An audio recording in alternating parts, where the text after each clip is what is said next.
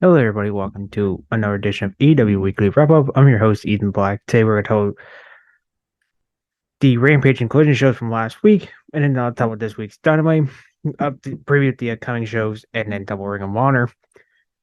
Excuse me. So, we'll just get into it. We'll start with Rampage from October 13th. We go with trios. Actually, we had Angel Parker, Daniel Garcia, and Matt Menard defeat Isaiah Cassie and the Hardys, Matt and Jeff, 9 minutes and 36 seconds. Jay Lethal defeat Trent Brad 10 minutes and 19 seconds. Sky Blue defeat Emery Style Performance in 27 seconds. In the main event, in tag match, Bible Combat Clubs, Claudio Castagnoli and Willer Yuta defeat Gates Agnes Khan and Tola Leona 12 minutes and 13 seconds. On this show, I say just watch the last three matches, just skip the opening trios match. Then on episode 18 of Collision from Saturday, October 14th, we go with the Ring of Our TV title on the line. Samoa Joe retains with Willie Mack 9 minutes and 7 seconds. Juice Robinson defeat Chris Deals 8 minutes and 25 seconds. Kyle Fletcher defeating Boulder 2 minutes and 47 seconds. Chris Statler retains the TBS title over Sky Blue 9 minutes and 10 seconds. Keith Lee defeating Turbo Boy in minute 10. In the main event, Christian Cage retains the TNT title over Brian Danielson 25 minutes and 13 seconds. On that show, I just say watch the 3 title matches. Honestly, I would skip the other matches. And then we'll go over to AEW done from October 18th. We kick it off with Jay White getting the win over Pentagon Jr. at 13 minutes and 18 seconds via Blade Runner. This was a really fun opening match. I just went 7 out of 10. I did like how they were having a chop battle and they were chopping so hard that Taz and Shivani were naming places in Texas, which I got a laugh out of that.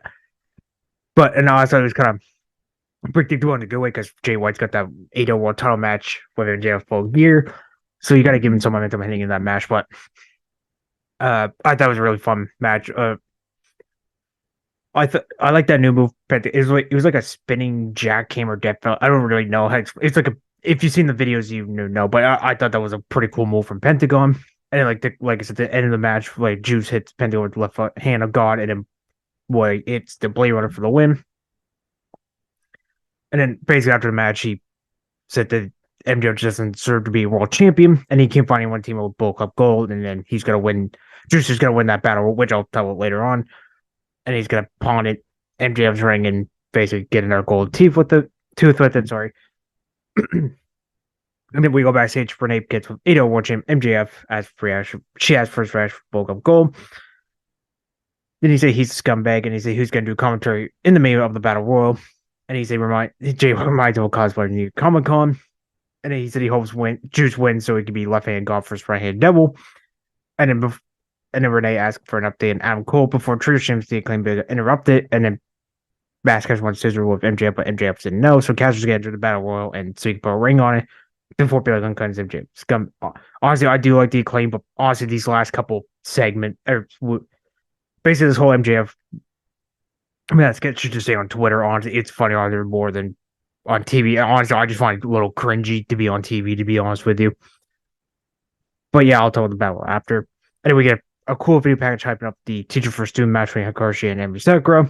And we go to that match now where if Emi Sakura wins, she gets a future women's title match, but it doesn't happen as women's team Hikaru defeat Emi Sakura via Katana at 8 minutes and 52 seconds.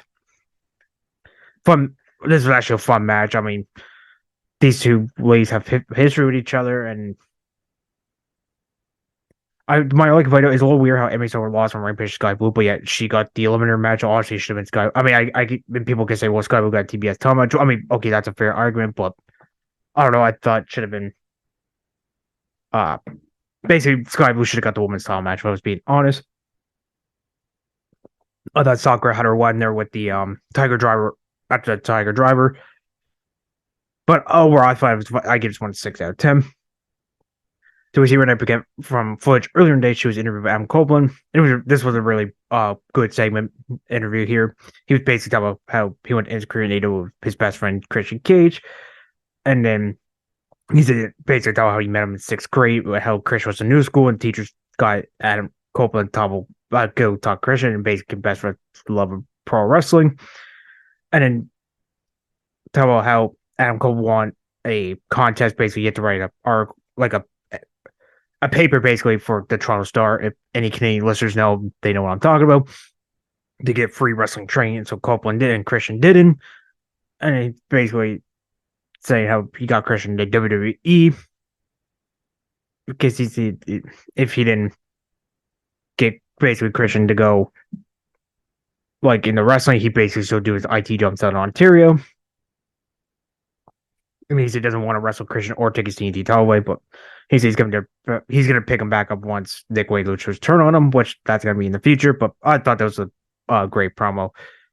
Then we go to our third match I showed. Warlow defeated Rhino in literally 26 seconds via like 1 pound. I'd say there's not really much to say about it, but Warlow basically going back to his old ways back in early AEW.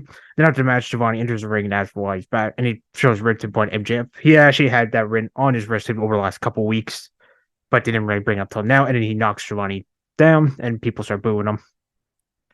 And Renee Paquette, for the third time on the show, is with Kenny Omega, and Omega's told his win-loss record being preacher, but Kyle Fletcher reminded him who he was, and he'll take him out first before going after Don Callis family. Then he said, then teasing we might get the old Kenny Omega going after Ito World title. So MJF basically comes over, shakes his hand. He's a massive fan. And it whispers 13 days, the B word, and Omega said, so basically, what that means is MJF basically, once he makes a full gear, if he does retain a full gear, then he will be Omega's rank, because he'll be longest running world champion. So he's going. I think MJF's going to beat him. I'm just going to be honest here. And then we go over to Roger Strong's house where Mike Pitts playing next strong on bongos to the basically taking Traps Headstrong and basically changing from Headstrong to next strong, which I do like Traps. That was actually good. So Cole gives him coffee, and then he's the absolute hate cut. So he's about to leave and brought say you're sorry, and he basically wanted them to make peanut butter jelly. Honestly, I don't know what to say about this statement, to be honest with you. So basically, we just get a video of Cole making sandwiches. One strong bite that he's a crust, so Cole just basically dips after a while. And then for Strong saying that he has to go make friends with the scumbag MJF. Honestly, all these promos at the house, this was like the weakest. I didn't like this one too much at all. I thought it was kind of like the match. It was a little cringy, but I mean, it's passable. But I thought it wasn't as cringy as Max Caster stuff, but it was getting pretty close to that area. And it's funny. Is in the ring introduces Don Callis family to make the way on the ring powerhouse, obviously, because Sammy Guevara is still out with concussion issues, unfortunately.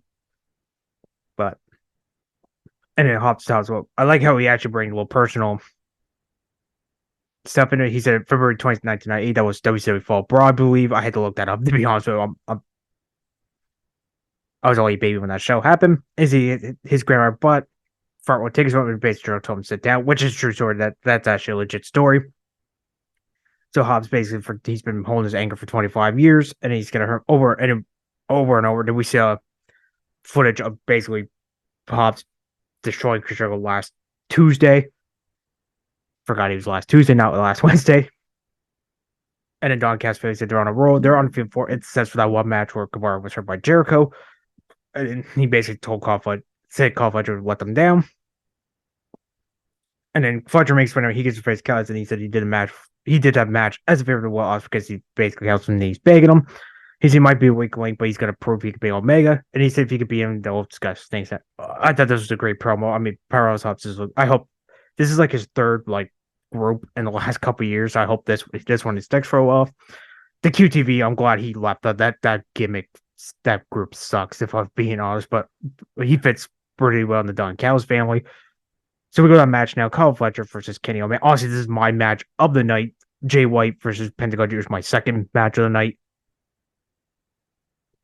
But I'll do my overall stuff after. So Kenny Omega defeats Kyle Fletcher via One-Wing Angel at 12 minutes and 57 seconds. I just wanted 7 out of 10 as well. I actually thought Fletcher looked good in here. I mean, he hit the brain bust for 2 count. Michinoku drop for 2 count. I like how he carried the one when Angel lost and direct sleep with the body. I actually thought he was gonna get the upset win there, but Omega comes at the end, hits the one with Angel. Get the win. I actually thought those. I did laugh. Callis. He said he quit wrestling, go back to go get a normal job. I gotta laugh out of that, but he was double Fletcher, but I just thought this was a great match. They're, like I said, match of the night, and then White. I shall just say now, Omega caught Fletcher number 1, Jay White for Pentagon number 2, and then of course, Shannon and Emmy Sakura is number 3 for me.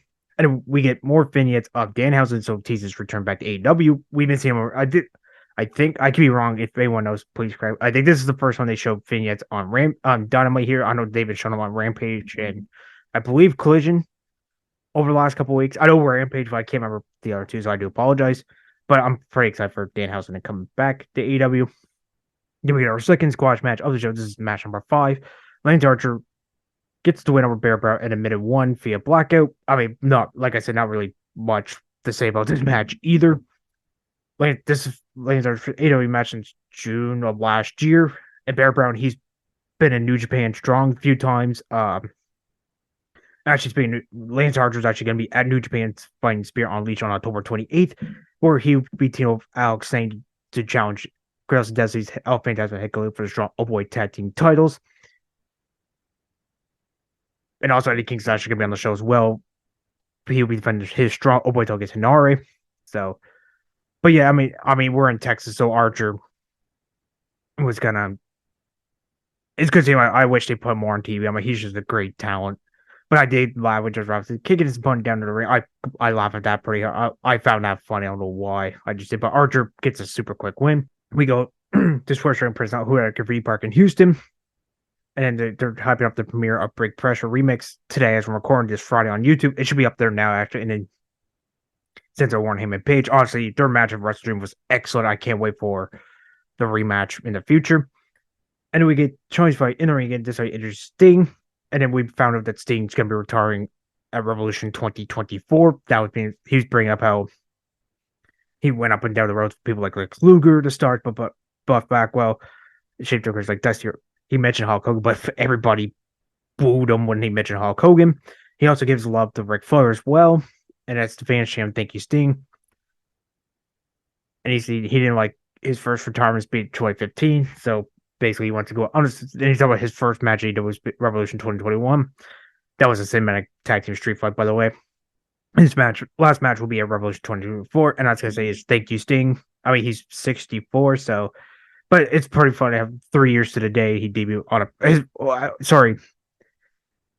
he debuted at Winners Coming 2020, but didn't have his first official match to Revolution 2021. So 3 years to the day of his first AEW match. That's what I meant to say. But honestly, thank you, Sting.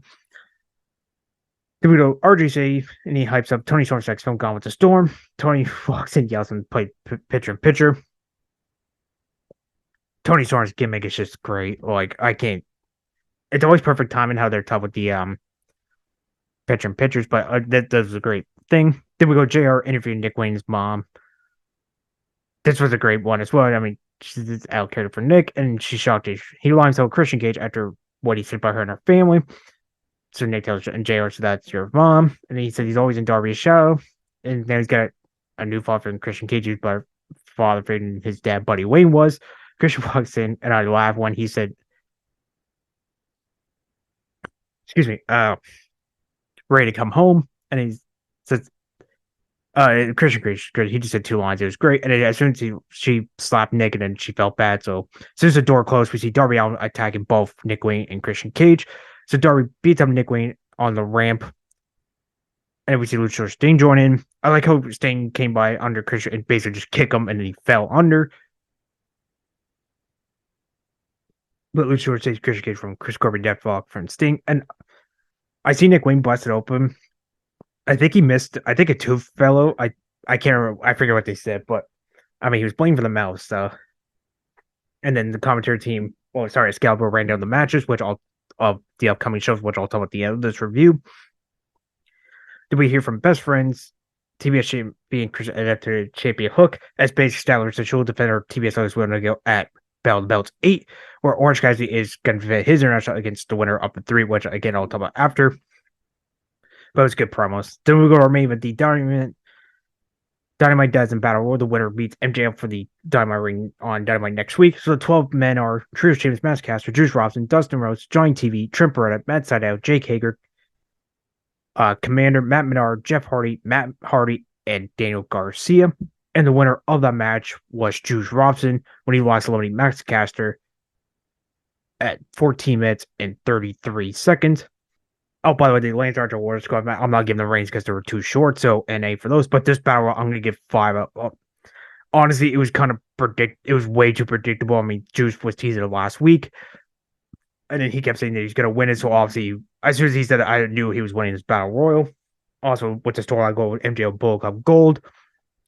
So I'm just going to read the eliminations right quick. So Matt was immediately eliminated by Johnny TV. And then Dustin was Matt Hardy eliminated Johnny TV. And then Matt Hardy was eliminated by Jake Hager. Before I continue, I did get a lot before the win picture where MJF hits him on the ringside because he's on commentary, gives cash to Dustin Rhodes, and then basically hits Golden Gloves to Juice Robinson. Commander got eliminated by Garcia and Matt Menard. And then Brett eliminated Jake Hager before Matt Menard eliminated Trent Beretta. Daniel Garcia eliminated Jeff Hardy. And basically during the whole match, Garcia tried to do his dance, but Menard kept stopping him. Because at the beginning, John TV tried to do a dance with Garcia, but Menard stopped there. So yeah, that was part. It was kind of more like a storyline thing. And then Dustin Rhodes leaves Matt Menard, but he gets eliminated by Daniel Garcia. So our final 3 is Max Caster, Juice Robinson, and Daniel Garcia. Garcia gets eliminated by Caster. And then but I actually was kind of lower. Juice and Max were on the top, and I thought Caster or Juice, I thought he was gonna fall to the floor because like he was shaking or a little, not bad thing, but and then Max hit the mic drop, and we saw Jay White and MJF basically on top of the stage. MJF did get his world title back for a second, but Jay White came with a low blow. So Max gets distracted by that whole brawl on the stage. Juice takes out his TJ Max ring, hits the left hand god next to Caster and eliminates him to win the match. Like I said, this was super predictable. Honestly, I knew he's winning because he kept top of last week. And also that this whole storyline with Bullet Club Gold and MJF still going, so obviously you kind of figure keep that going. But that was the end of Dynamite. Overall, not a bad episode of AEW Dynamite. Honestly, like I said, the only 3 matches I'm going to tell you is Kyle Fletcher for Kenny Omega, Hikaru Shida for Sammy Sakura, and Jay White for Pentagon Jr. That's the only 3 I recommend from this show. Now, on tonight's Rampage, we got 2 out of 3 falls match between Mystico and Rocky Romero. In tag team match, we have Blackpool Combat Club's Claudio Castagnoli with your first Brian Keith and Exodus Prime. They didn't say who their opponents were, but spoiler, that's who their opponents are. Ruby Soul for Sky Blue, and in an international tournament contenders triple threat match, John Silver for Skip and for Brother Say. Then on Collision on Saturday, we have 3 matches officially made now because they announced. I'll get to the 3rd one in a second. Ashley Dragon goes on Miro. Ricky starts a big build defense the world titles. He's calling guys a BCC. So basically, Andrade Miro was made on last week's Collision, and then they announced the tag team match during Dynamite, and then yesterday or earlier today, they announced this yesterday or earlier today. Eddie Kingston will meet Jeff Jarrett in a Memphis street fight because we are going to be in Memphis, Tennessee for a Collision. And they're also doing Battle of the Belts 8 right after. So you basically just started, guys. Don't forget, AEW is going to do a 3-hour show. Collision for 2, and then Battle of the Belts is an hour. So the 3 title matches is Trios on the line, Declaim, Anthony Bell's Max Caster, Ellen Billy Gunn defends Andrew Parker, Manon Derek Garcia. Chris Statler defends the TBS title against Will Nightingale. And Orange County will defend the international against spoiler. If you want to hear it, just skip like 5 seconds. Will be John Silver. Only 2 matches made for next week's Dynamite is MJF will defend the Dynamite Diamond Ring against Juice Robinson. MJF looks to go 5 in a row, or will he be 4-1? And FTW champion Hook teams will Robin against a mystery team. They're going to be in Philadelphia, so that's where they brought up Robin. And full gear made for November 18th is MJF defends the AEW title against Jay White. So that's the AEW stuff. And then we'll go over to Ring of Honor, episode 34. So opening match in Hell going to be in Gravity, 8 minutes and 18 seconds. By one of 2 longest matches on the show. Sean Dean defeating Pierre Avalon 5 minutes 58 seconds. Mercedes defeating Marty Bell 5 minutes 43 seconds. The longest match on the show, Tony Nese defeating Ethan Page 9 minutes and 9 seconds. Billy Sharks defeating D Monte 5 minutes and 14 seconds. In the Pure Rules match, Josh Wish defeating Pat Buck 3 minutes and 59 seconds. In tag team match, Cole Carr and Griff Garrison defeating Myron Reed and Rand Jones 2 minutes and 6 seconds. Kier Hogan defeating Allison K 4 minutes and 1 second. The shortest match on the show, The Righteous Touch and Fitz defeat Kevin Matthews and Rob Gorn and 49 seconds. second short match on the show. Lee Frost meets Zoe Lane in mid 36. Coming here to defeat Mental League 4 minutes and 49 seconds in the main triple threat tag team action. Gates Aggie, Khan, and Toy Leona defeating Anthony Hendrick of the JD Drake of the Workhorsemen and Action Dre and Darius Moore in 4 minutes and 14 seconds. Honestly, on this show, I say watch the opening match.